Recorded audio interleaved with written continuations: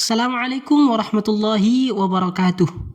Halo guru-guru inovatif, santri kreatif, dan tim desain lembaga pendidikan yang luar biasa. Pernahkah Anda terpikir, mengapa ada flyer promosi sekolah yang sangat indah, tapi pesannya justru tidak sampai? Atau mengapa ada kegiatan, poster pengumuman kegiatan yang terlihat artistik, namun malah membuat kita bingung? Seringkali ini terjadi karena kita mencampur adukkan dua dunia yang berbeda, desain grafis dan seni murni. Banyak orang mengira bahwa desain grafis dan seni murni itu sama, padahal keduanya punya akar filosofi dan tujuan yang sangat berbeda. Dalam dunia pendidikan, terutama Anda yang sedang membangun visual branding madrasah, sekolah, pesantren, kampus, atau event ilmiah, kesalahan memahami keduanya bisa berdampak besar. Misalnya, desain jadi terlalu bebas tanpa struktur, atau terlalu ekspresif tapi sulit terbaca. Nah, di video ini kita akan bahas tuntas perbedaan antara desain grafis dan seni murni dari berbagai aspek. Anda juga akan paham kenapa guru atau santri desainer wajib mengetahui konsep ini. Bersiaplah untuk mengubah cara pandang Anda terhadap desain. Mari kita mulai. Kita akan bahas dari 5 aspek untuk perbedaan antara desain grafis dan seni murni. Kita mulai dari aspek yang pertama, yaitu tujuan. Desain grafis tujuannya menyampaikan pesan secara visual dengan jelas dan efektif. Misalnya, mendesain flyer seminar untuk menyampaikan informasi, topik pembahasan, waktu, tempat, dan pembicara. Semuanya harus langsung bisa dipahami oleh audiens. Sedangkan seni murni tujuannya yaitu mengekspresikan batin tanpa harus dimengerti orang lain. Seorang seniman bisa melukis rasa kesedihan atau spiritualitas tanpa narasi verbal. Aspek yang kedua yaitu orientasi. Desain grafis berorientasi pada problem solving, yaitu mengkomunikasikan nilai, informasi, atau ide dengan visual yang mudah ditangkap. Biasanya diawali oleh brief. Desain ini untuk siapa, kenapa, dan mau menyampaikan apa. Sedangkan seni murni berorientasi pada eksplorasi ide dan estetika tanpa batasan yang jelas. Karena itu, seorang pelukis bisa menuangkan ide absurd yang tidak harus dijelaskan secara naratif.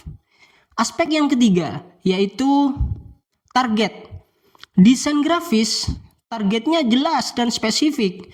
Audiens umum atau peserta seminar, siswa, wali murid, atau komunitas digital. Dan yang penting harus terbaca dan diterima. Sedangkan seni murni seringkali tidak memedulikan siapa penikmatnya. Karena itu banyak karya seni yang hanya dimengerti oleh senimannya sendiri. Seperti itu. Atau komunitas kecil di bidangnya. Aspek yang keempat yaitu struktur.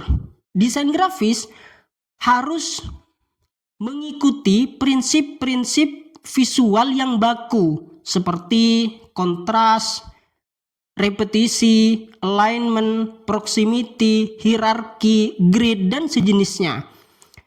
Tujuannya sederhana, keterbacaan, keteraturan, dan kejelasan. Sedangkan seni murni lebih bebas, struktur boleh kabur, boleh tidak linier. Nah, aspek yang kelima yaitu konteks. Desain grafis digunakan di berbagai platform publik, misalnya media sosial, iklan digital, UI aplikasi, flyer, poster, banner, kalender, dan lain-lain. Sedangkan seni murni umumnya hidup di ruang ekspresi pribadi atau institusi seni, misalnya galeri atau pameran, dan lain-lain. Itulah 5 aspek yang memudahkan kita memahami diferensiasi antara desain grafis dan seni murni. Selanjutnya, ada beberapa alasan mengapa ini penting, mengapa guru atau santri desainer wajib memahami konsep ini. Pertama, agar tidak salah niat. Jangan membuat atau mendesain flyer seminar seperti seni kontemporer. Yang kedua, agar desain punya arah. Jadi kalau target audiensnya misalnya masyarakat umum atau wali, disesuaikan dengan targetnya agar punya arah desain yang kita buat itu. Yang ketiga, agar kerjasama menjadi lebih efektif. Ketika kita paham bahwa desain grafis itu problem solving, jadi komunikasi kita dengan kepala sekolah, kepala madrasah, atau ketua yayasan, atau dengan pimpinan dan pengasuh pondok pesantren misalnya jadi lebih lancar. Dan alasan yang terakhir yaitu agar kita mengajar desain lebih benar. Jika Anda guru, pendidik, instruktur, mentor, atau tutor, atau siapapun, kita mengajar desain itu, kita sedang mencetak desainer yang paham konteks. Itulah alasan yang penting untuk kita pahami. Alhamdulillah kita sudah bahas tuntas perbedaan antara desain grafis dan seni murni. Saya harap sekarang Anda memiliki pemahaman yang lebih jernih dan mendalam. Ingatlah pesan penting, pesan inti kita hari ini, yaitu bahwa desain grafis yang dibuat bebas seperti seni biasanya gagal menyampaikan informasi. Akibatnya pesan tidak sampai, audiens bingung. Ada beberapa catatan dan refleksi dari saya.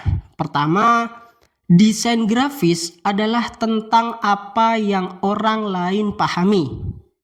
Seni murni adalah tentang apa yang kita rasakan. Yang kedua, desain tanpa target sama seperti pesan yang tersesat. Seni murni tanpa target sama dengan pencarian batin yang jujur. Nah, karena itu tidak berlebihan jika kita katakan bahwa desain grafis itu seperti dakwah. Ia adalah risalah, tidak hanya indah tapi juga sampai. Nah, video selanjutnya atau topik berikutnya kita akan membahas tentang terminologi desain grafis. Saya Abdul Hakim, visualmu pahalamu, santri bisa desain, guru punya gaya.